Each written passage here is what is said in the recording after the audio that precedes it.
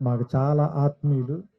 నా భార్య ద్వారా పరిచయమై మా కుటుంబ సభ్యుల్లో ఒకరైపోయిన మావిడి హరికృష్ణ గారికి ఆయన ఆయన ఏంటంటే మనం ఇందాక జయదేవ్ గారు చెప్పినట్టు నిలువెత్తు తెలంగాణ ఆత్మీయత ఏంటంటే హరికృష్ణ గారే. అంటే మీరు ఏది అడగండి కడుపులోంచి అన్నం తీసి పెడతారంటారు చూసారా, అలాగా ఏది అడిగినా అది ఆయన ఏమంటారు ఇంకో చోటకి వెళ్ళైనా సరే తీసుకొచ్చి మన కోసం చేసి పెట్టేంత మనసున్న వ్యక్తి. సో సహజంగా అదే జరుగుతుంది కాబట్టి సో వారికి మిగతా పెద్దలందరికీ నా నమస్కారాలు. అండ్ అన్నిటికంటే ఇక్కడికి రావటానికి ముఖ్యమైన కారణం జయదేవ్. ఏంటంటే నాకు ఎప్పుడు నేను అతడు సినిమా తీస్తున్న రోజుల్లో నాకు మద్రాసులో పరిచయం. అప్పుడు ఇండియా టుడేలో పనిచేసేవాడు. సో ఇండియా టుడేలో అతను రాసిన కాలముల చివరిలో ఉన్న అతని పేరు చూసి నాకు ఇతను ఎవరో బాగా రాస్తున్నారు అని చెప్పి అతనంటే ఇష్టం ఉండేది. సో మీ ఇద్దరం అక్కడ కలిసిన తర్వాత ఓకే ఇతనే ఆ రాసే జయదేవ్ అని తెలిసిన తర్వాత ఇద్దరి మధ్య స్నేహం మొదలైంది. ఆ స్నేహం ఇన్ని సంవత్సరాలుగా ఇంకా నడుస్తూనే ఉంది. సో దానికి అతని సాహిత్యం కానీ నా సినిమాలు కానీ రెండు పెద్ద ఏం అడ్డం కాలేదు. ఏమంటారు దాన్ని ఎంతో కొంత ఉపయోగపడ్డాయి తప్ప ఏమైనా అవసరమైతే గీతే. కానీ అతను నా గురించి 2-3 చెడ్డ రివ్యూలు రాశాడు. అది అతని మీద నేను తర్వాత మాట్లాడతాను నా సినిమాల గురించి. సో నాకు ఈ పుస్తకం ఇప్పటికి నేను 200 పేజీలే చదివాను. వీళ్ళిద్దరిని చూస్తే భయం వేసింది. వీళ్ళు మొత్తం చంద్రశేఖర్ రెడ్డి గారు అంటే ఎడిటర్ కాబట్టి చదివి ఉండొచ్చు, కానీ వీళ్ళిద్దరు కింద నుంచి పైదాకా చదివేశారు.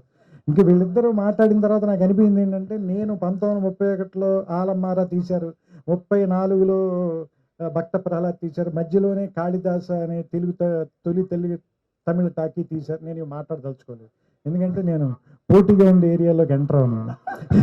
సో అందుకని నేను పోటీ లేని ఇంకో ఏరియాలోకి ఎంటర్ అవుతాను. ఏంటంటే ఈ పుస్తకం చదువుతుంటే బేసిక్గా ఫస్ట్ రీల్ కథకి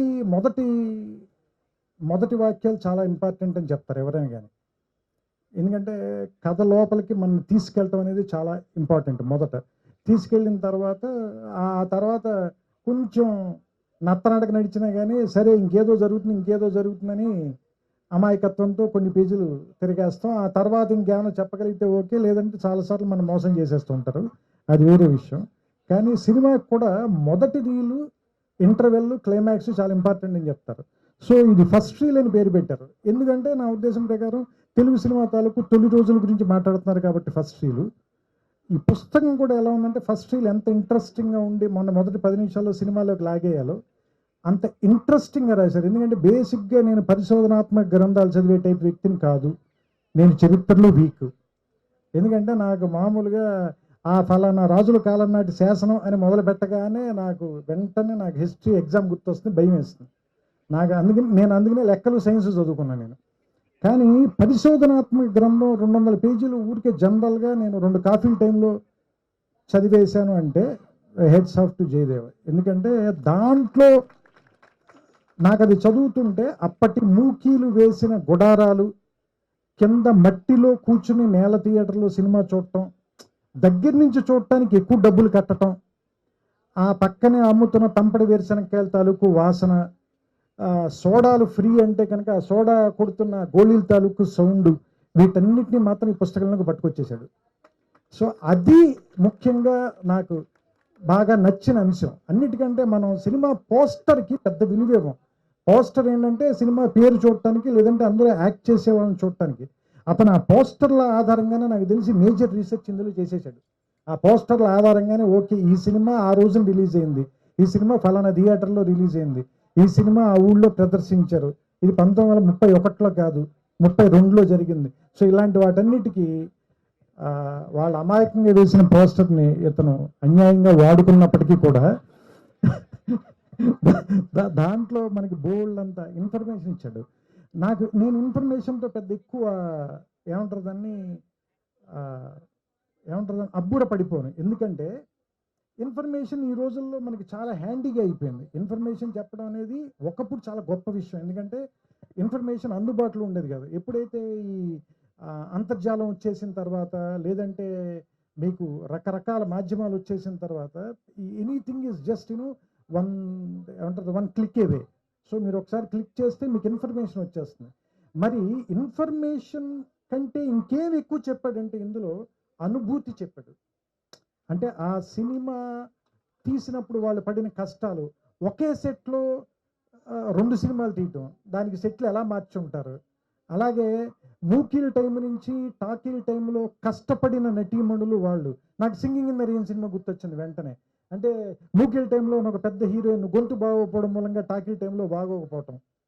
సో ఇలాంటి అంటే మనలో ఉన్నటువంటి ఒక ఆ నోస్టాలజిక్ ఏరియాలోకి వెళ్ళి దాన్ని ట్యాప్ చేయగలిగేలా ఒక పరిశోధనాత్మక గ్రంథం రాయటం అంటే చాలా కష్టం. ఎందుకంటే ఆరుద్ర రాసిన సమగ్రాంధ్ర సాహిత్యానికి ఎక్కువ విలువ రావడానికి కారణం ఏంటంటే ఒక కవి పండితుడైతే ఉండే అడ్వాంటేజ్ని ఆయన వాడుకున్నాడు. అలాగే ఒక రచయిత ఒక పిహెచ్డి గ్రంథం రాస్తే ఎలాంటి అడ్వాంటేజ్ ఉంటుందో అది ఫస్ట్ రీల్లో ఉందని నాకు అనిపించింది. సో అంటే నాకు తెలిసి నా ఎనాలిసిస్ చెప్పమంటే నేనైతే ఈ పుస్తకం గురించి అది చెప్తాను. ఎందుకంటే జయదేవ స్వతహాగా ఒక కాలమిస్ట్ మాత్రం కాదు, అంతకు మించినవాడు. అంటే ఖచ్చితంగా ఒక రచయితకు ఉండాల్సిన అన్ని లక్షణాలు ఉన్నవాడు. కానీ అలాంటి వాడు ఎందుకు ఒక సమగ్రమైన సంపూర్ణమైన రచన ఇన్నేళ్ల పాటు చేయలేదు అనేటువంటిది నాకు క్వశ్చన్ ఉంది లోపల. ఎందుకంటే అతను ఏదైనా ఒక విషయాన్ని అతను ఆవిష్కరించే విధానం కానీ లేదంటే అతను మాట్లాడే విధానం కానీ చాలా ఆథెంటిక్గా, ఇందాక హరికృష్ణ గారు చెప్పినట్టు చాలా ఆథెంటిక్గా చెప్పగలడు ఒక విషయాన్ని. అలాంటి వాడు, ఇంత ఆథెంటిక్గా చెప్పగలిగిన వాడు, ఇంత ధార ఉన్నవాడు ఎందుకు పుస్తకం రాయట్లేదు? ఎందుకు ఒక కథ అంటే అతను ఫస్ట్ రీల్ అని చెప్పి ఒక పరిశోధనాత్మక గ్రంథం రాయాల, తెలుగు టాకీ తాలూకు కథ చెప్పాడు మనకి. సో యాక్చువల్లీ ఇది ఒక నవల్ లాంటి పుస్తకం. సో మీరు చదవటం మొదలు పెడితే, మీరు పొద్దున పూట చదవటం మొదలు పెడితే దాదాపుగా ఒక 2-3 గంటల్లో మీతోటి ఒక 300 పేజీల పైన చదివించేస్తుంది. అందుకనే ఇది ఒక 500 పేజీల పుస్తకం అని మీకు ఎవరికి అనిపించదు. సో చాలా స్వాభావికంగా అతనిలో ఉన్నటువంటి రచయిత తాలూకు లక్షణాలు బేసిక్గా వాళ్ళ ఫాదర్ టైం నుంచి, రెంటాల గోపాలకృష్ణ గారి టైం నుంచి ఉన్నవన్నీ, అలాగే వాళ్ళ అక్కగారు రచయిత్రి. సో ఆవిడ రాసిన పుస్తకం కూడా చదివాను నేను. ఆవిడ కూడా ఒక పుస్తకం ఇచ్చారు. వీళ్ళందరూ రాశారు, కానీ ఇతను ఎందుకు రాయట్లేదు అనేటువంటి క్వశ్చన్ నేను అడగలేదు. ఎందుకంటే నేను ఎప్పుడు ఎవరిని ఎందుకు రాయట్లేదు అని అడగను. ఎందుకంటే నన్ను కూడా వాళ్ళు ఎదురు అడుగుతారు, నువ్వు మరి 2 ఏళ్ళకి 3 ఏళ్ళకి సినిమా రాస్తున్నావు అని అడుగుతారేమోనని నేను ఎవరిని ఏం అడగను. సో అందుకని ఒక రచయితకు ఉండే బద్ధకం ఇంకొక రచయితని గుర్తుపట్టగలరు కాబట్టి నాకు అతనుకున్న బద్ధకం నాకు తెలుసు. సో అయితే బద్ధకం కంటే కూడా ఏంటంటే భయం. మనం చెప్పే విషయం ఖచ్చితంగా బాగా చెప్పి తీరాలి, అందులో తప్పులు ఉండకూడదు అనేటువంటి భయం ఎక్కువ. తరచి చూసుకునే చాదస్తం మేబీ అది పరిశోధన చేసే ప్రతి వాళ్ళకి ఉంటుంది అనుకుంటాను. రచయితకు కొంత అజ్ఞానం అవసరం జయదేవ. అందుకని కొంత అజ్ఞానంతో ఎక్కువ పుస్తకాలను రాయాలని మనస్ఫూర్తిగా కోరుకుంటున్నాను. ఎందుకంటే అజ్ఞానంతో ఉన్నవాళ్ళే ధైర్యంగా ఏదైనా చెప్పగలరు. ఇప్పుడు చూడు, నేను ఎంత ధైర్యంగా మాట్లాడుతున్నా. పుస్తకం 200 పేజీలు చదివి 600 పేజీలు చదివిన మాట్లాడుతున్నాను చూసా. ఎక్కడ పుస్తకం లోతుల్లోకి వెళ్లకుండా, అది తెలివితేటలండి, అట్లా ఉండాలి. సో అందుకని జయదేవ్ గురించి ఇంకా చెప్పాలంటే, నాకు సినిమాలంటే అంత పిచ్చున్నవాడిని నేను చూడాల. అంత పిచ్చున్న ఒక కాలమిస్ట్ని కానీ రివ్యూ చేసేవాడిని కూడా చూడాల. నేను ఇంకా ఎప్పుడైనా బద్దకించి పొద్దున్నే లేవలేక లేదంటే ఒంట్లో బాగోక సినిమాకి వెళ్ళడం మానేస్తున్నామో, కానీ అతను నాకు ఎట్టి పరిస్థితుల్లోనూ ప్రతి శుక్రవారం 2 to 3 మధ్యలో ఫోన్ కాల్ వస్తుంది. అతనిది ఏమంటారు దాన్ని, వేణుగోపాల్ది. ఎందుకంటే వీళ్ళిద్దరు ఆ థియేటర్లో ఉండి ఖచ్చితంగా సినిమా చూసే ఫోన్ చేస్తారు నాకు. అంటే వీళ్ళకు ఉన్నంత ఆ సినిమా మీద ఉన్న ప్రేమ, ఆ విపరీతమైన అనురాగం, అలాంటి వాళ్ళు సినిమా గురించి రాస్తే ఎంత ఆథెంటిక్గా ఉంటుందో ప్రూవ్ చేశాడు జయదేవ్. అండ్ ఇతని దగ్గర నుంచి నేను కోరుకునేవి ఏంటంటే, ఇంకా చాలా గొప్ప సినిమాల తాలూకు రివ్యూలు కానీ లేదంటే విమర్శనాత్మక గ్రంథాలు కానీ లేదంటే సినిమాల మీద అతని అభిప్రాయాలు కూడా, అతనివైన అభిప్రాయాలు, అవన్నీ రైట్ అవ్వాలని కూడా నేను కోరుకోవట్లా. తప్పైనా పర్లేదు, కానీ కొన్ని తప్పులు కూడా గొప్పగా చెప్పేవాళ్ళు కావాలి మనకి. మనకి వెస్ట్రన్ సాహిత్యంలో చాలా ఉంటాయి అలాంటివి. ఏది చాలా వైల్డ్గా చెప్పగలుగుతారు హిస్టరీని కానీ లేదంటే పరిశోధనాత్మక విషయాలు కానీ. అలా చెప్పే రచనలు మన తెలుగులో లేవని నా ఫీలింగ్. సో అలాంటి పుస్తకాలు ఎన్నో రాయగలిగినవాడు. ఎందుకంటే ములపూడి వెంకటరమణ గారు తోడుకోడల గురించి రివ్యూ రాయమంటే, నినాదించు ముందు కాస్త నిదానించమందు అని రాసేట హెడ్డింగ్ ఎంత అందంగా పెట్టాడు చూడండి.